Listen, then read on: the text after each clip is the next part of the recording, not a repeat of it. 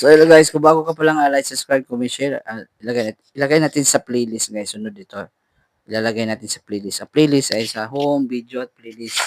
Diba, may live sa taas. Yung mga sulat sa homepage sa YouTube po. Okay, balik tayo sa ating topic guys. Sa ating part 4. Revise tips and advice for our successful life. Ganun talaga guys. Alam natin mahirap talaga itong gagawin na sinasabi ko. Una lang yung mahirap. Illusion lang yan.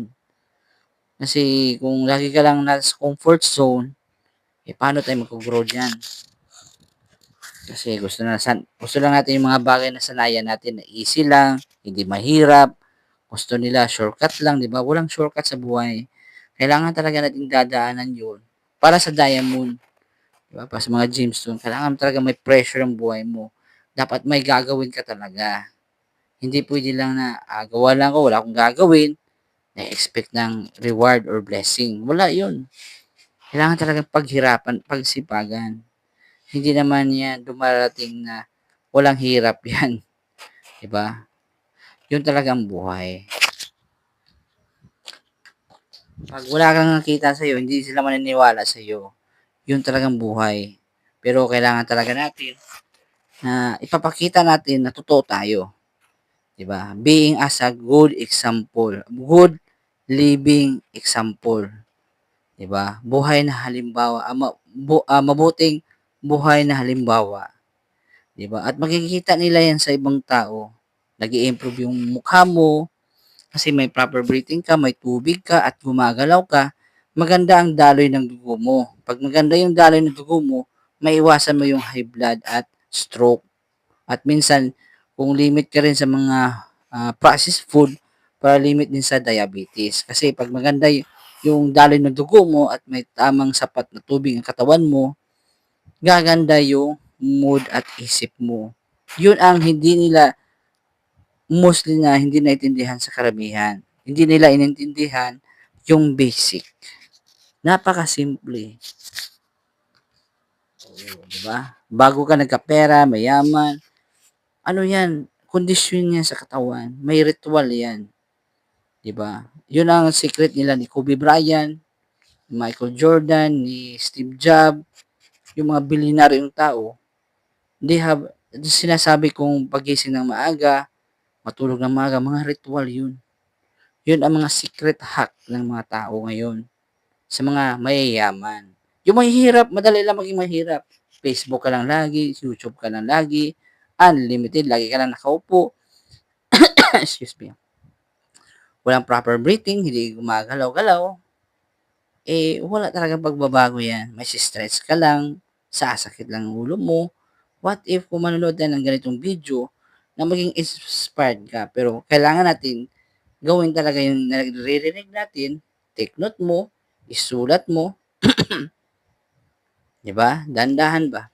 At makikita mo yung resulta. Hindi man talaga diretso.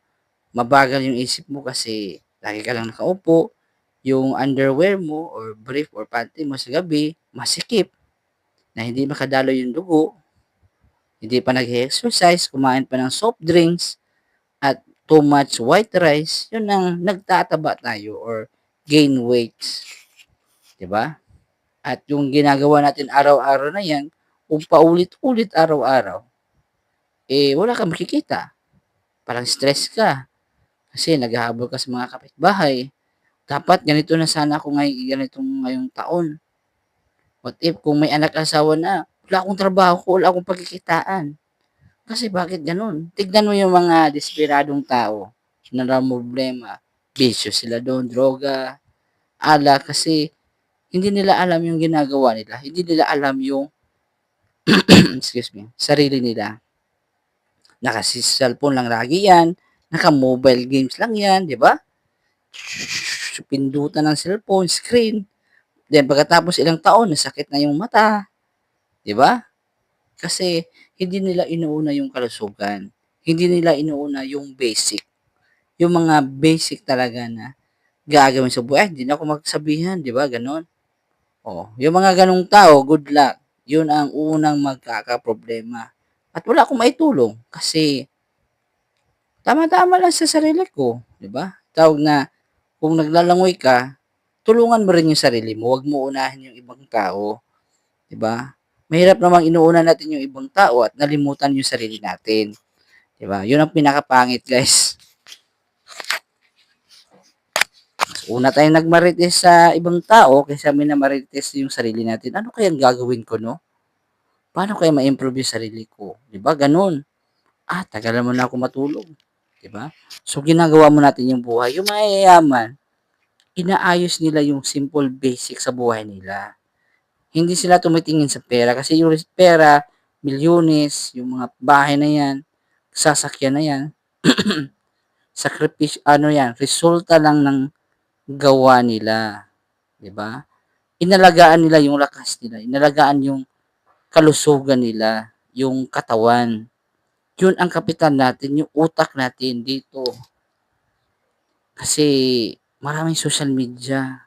Sa kaka-social media natin yumaman ba tayo? Na-solve ba yung problema natin? Minsan nga, wala na tayong basa sa Bible. Hindi nagdarasal, di ba? Kahit man lang thank you, abayawe, di ba? Wala na nga eh, di ba? Yun ang masakit na katotohanan. Gusto natin happy-happy lang lahat, di ba? Walang sakripisyo. Hindi ganun ang buhay. Pag sabi may kasabihan, pag marami ka ng problema, marami ka rin problema.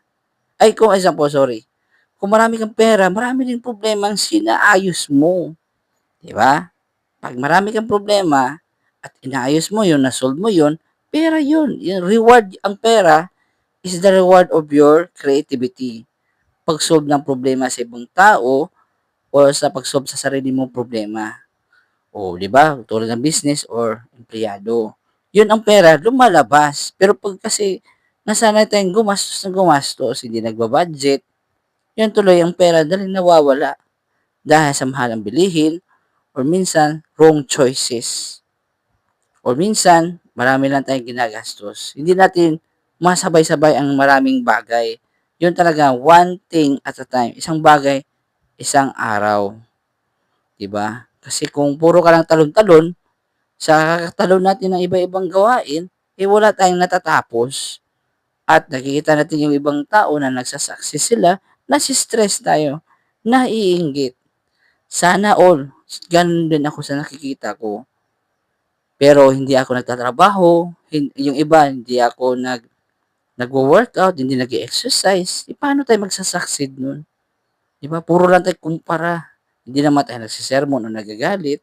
Yun lang, ni-explain ko lang anong dahilan na naggaganon yung buhay natin. Kasi masyado tayong tumitingin sa ibang tao kaysa sa sarili nating gawa, sarili nating isip. Mas mahilig tayo nagmamamarites. Alam mo si ano, si ganun. Wala, 'di ba? Ako nag-uusap ako ng idea, hindi tao. Alam naman natin ang tao hindi perfect at hindi rin ako perpekto.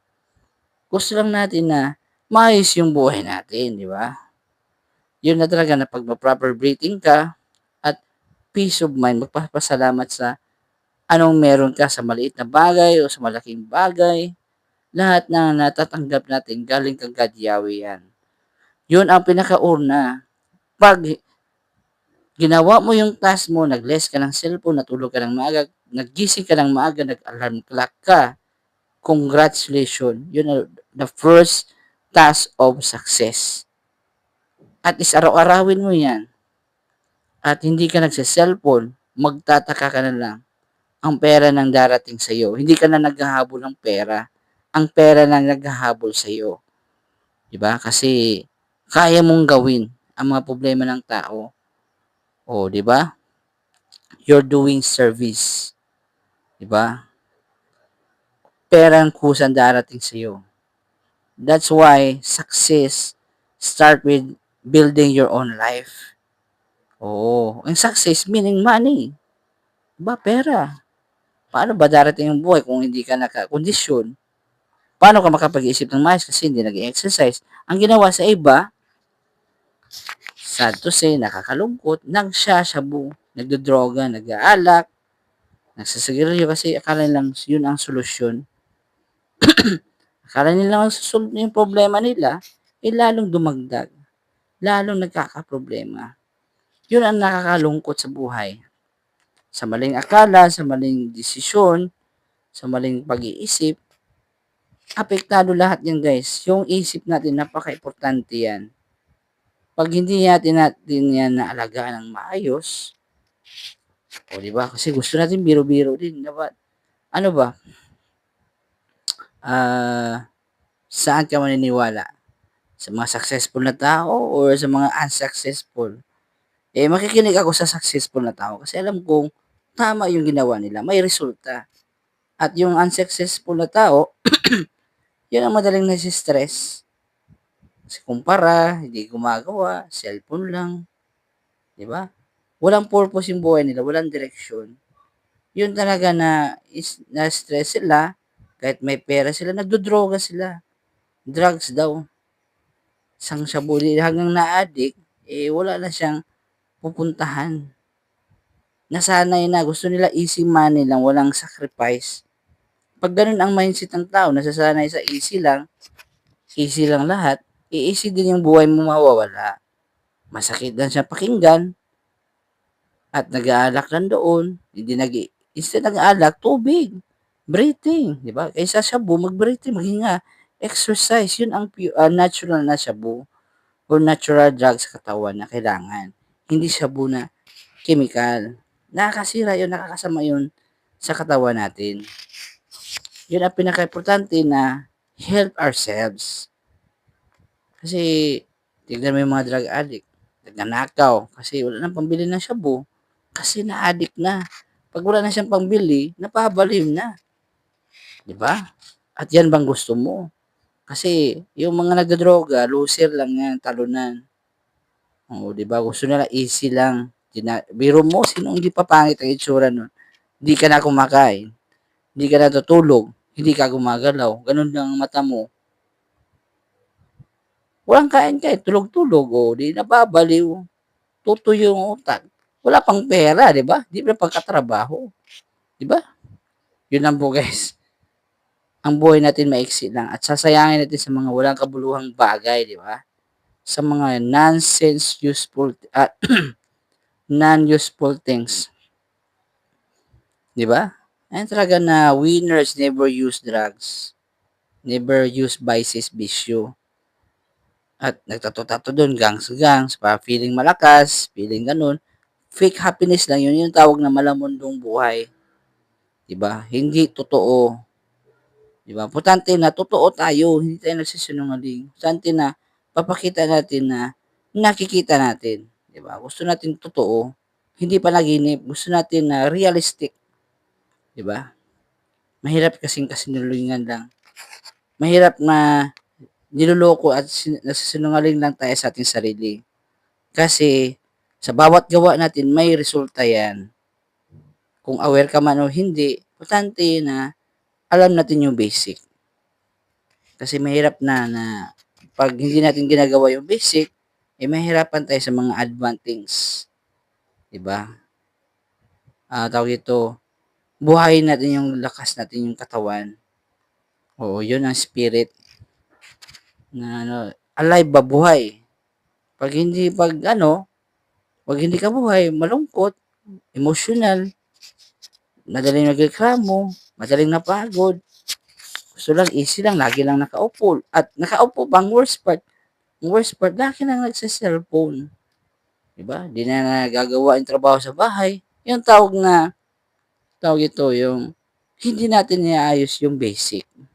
Napaka-simple basic lang yan. Pag nagawa natin yung basic, marami tayong magagawa sa buhay. Diba? Hindi lang yan dyan lang sa cellphone. Kasi nakaupo lang, nakastand lang tayo kasi masaya lang lagi. Hindi lahat ng masaya ay masaya. Ang masaya is nagagawa mo lahat ng gusto mo na mabuti. At hindi lahat ng gusto natin ay mabuti. Kailangan natin piliin ang tama. So, yun lang po masasabi ko ngayong araw. Pupunta pa kami bukas sa Taguig hanggang December 29, libing ni Bro Efren. So, medyo delayed na yun. Nandun ako Taguig. So, umuwi na ako ngayon kasi nag-allergy yung pa ako. Naglaba, bumili ng pangpupo sa pusa, at nagtutulong-tulong sa bahay. So, busy tayo ngayon. Pasensyaan nyo na. Ah, i-resume ko na lang kasi mag-vlog din ako sa paglibing ni Bro Efren hanggang sa last moment niya, sa katawan niya. So, magsisimba din ako bukas sa Taguig. So, maraming salamat sa papanood. Like, subscribe, comment, share. Peace, love you all. So, medyo talagang may mga bagay na hindi natin na-expect. Dapat always be ready at Boy Scout. Maraming salamat po guys.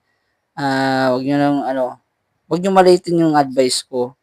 As in, importante is gawin mo at intindihin mo at makikita mo yung resulta. Hindi man diretso, pero at least habang buhay, sustainable, mura at di na kailangan gumastos.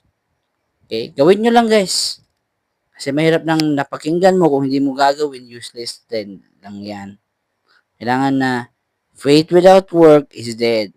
Kung may paniniwala ka, may kasamang gawa yan. So, ganun lang ang buhay ang motto guys. Ano ang inaani ay tinatanim, ay yun din ang aanihin. Ganun lang kasimple. Kahit sa Proverbs. So, like, subscribe, comment, share, love you, peace, love you all. Maraming salamat po. Like and subscribe, comment, share, love you, peace, love you all. Thank you po guys. Thank you po. Shalom at magandang gabi po sa inyo sa lahat. Shabbat Shalom. Thank you po.